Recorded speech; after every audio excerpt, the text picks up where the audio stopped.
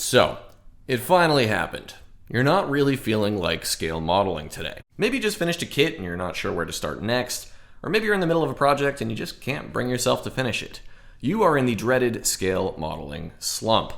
Is your scale modeling journey over? No, of course not. Sooner or later, every modeler is going to go through this, and you know what? It's okay. It's totally normal.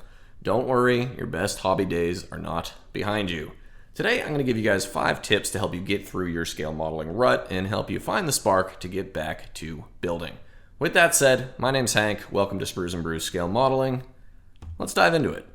Now, usually when I do these lists, I build up to my best tip and save that one for last. But today, I think it's really important to start right off the bat with my absolute top recommendation for anybody going through this scale modeling slump. And it's a simple one. Take a break. Honestly, take a little break. It took me a long time to learn this, but the absolute worst thing you can do to yourself in this hobby is force yourself to work. This is a hobby, after all. It's meant to be enjoyable, to be relaxing, to be challenging in all the right ways. It's not meant to be a chore. If you sit down at the bench today, tomorrow, whenever, and you think to yourself, I don't really have anything I want to work on, then don't. Get up, go watch a movie, read a book, go for a walk, go to a museum, play a video game, I don't know. Do anything but scale model. It's okay. Put your supplies away, make sure your kit is somewhere where it won't get dusty, and go relax. Everything is going to be waiting for you the next time that you have that spark and you want to start working again. I'm experiencing this a little bit right now, and that's more or less why I'm making this video. Now, I do this for a job as well as for fun, and it can be tough sometimes to make new content and new kits every single week. But it's super important to keep your hobby special and enjoyable for yourself.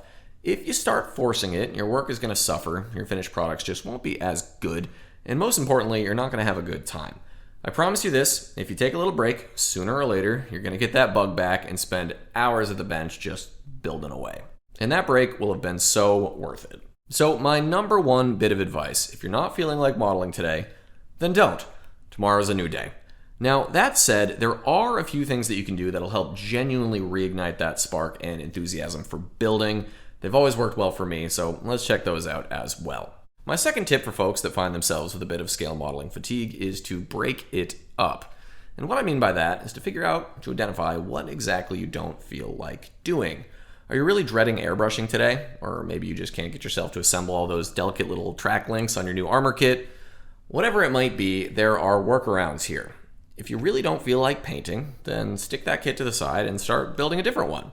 You can come back and paint up that other kit whenever you're in the mood and do a little airbrushing work later.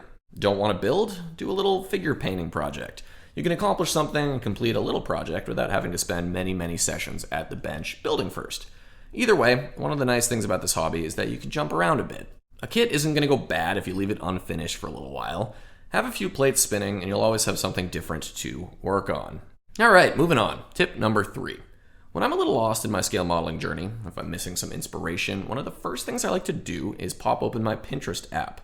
Yes, believe it or not, Pinterest is a treasure trove of wonderful reference imagery of pretty much any vehicle you could imagine. I've been inspired to make countless models, figures, aircraft, camouflage schemes, you name it, from fantastic archival images I've seen on Pinterest. And one of the nice things about this app is that I can share my saved pins with you guys.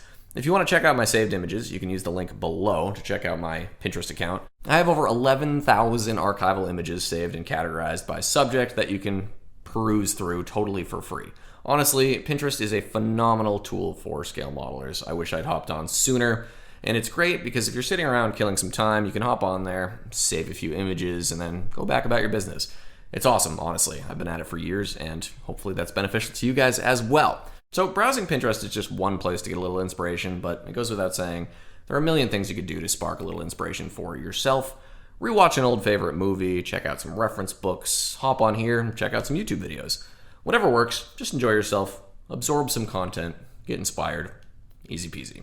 Tip number 4 to get yourself through your modeling slump: switch it up a little bit. Now, we're all creatures of habit to some extent. We get comfortable with the things that we like. I, for one, really enjoy my 1/35th scale armor builds and my 1/48 scale aircraft, almost exclusively from the Second World War. But sometimes switching up your scale or your genre can be a really great way to add a little variety to your building.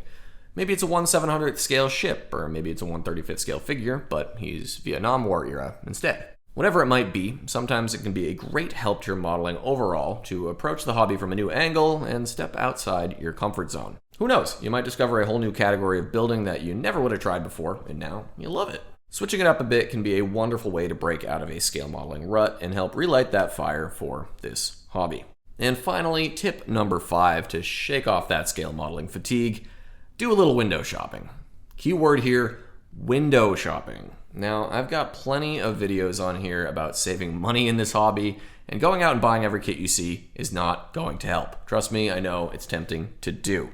But if you can resist the temptation to purchase everything you see, browsing around your favorite hobby scale modeling site or physical hobby shop can be a great choice for gathering a little inspiration and helping decide what project you might want to work on next. I often hop over to spruebrothers.com or Andy's Hobby Headquarters, to name a couple, and check out their new arrivals lists. Sometimes I'll see a new kit release of a tank, for example, and think, oh, I've got one of those in the stash. That could be fun. Or maybe I'll see a new figure pack and think, hey, I really ought to finish up X vehicle. It'll need a crewman one of these days. Just a couple of examples there, but browsing around through thousands and thousands of fantastic kits on the market today can be a really good way to come up with some ideas for a project to get started. That said, however, don't just go buying things when you're bored. That is not the solution.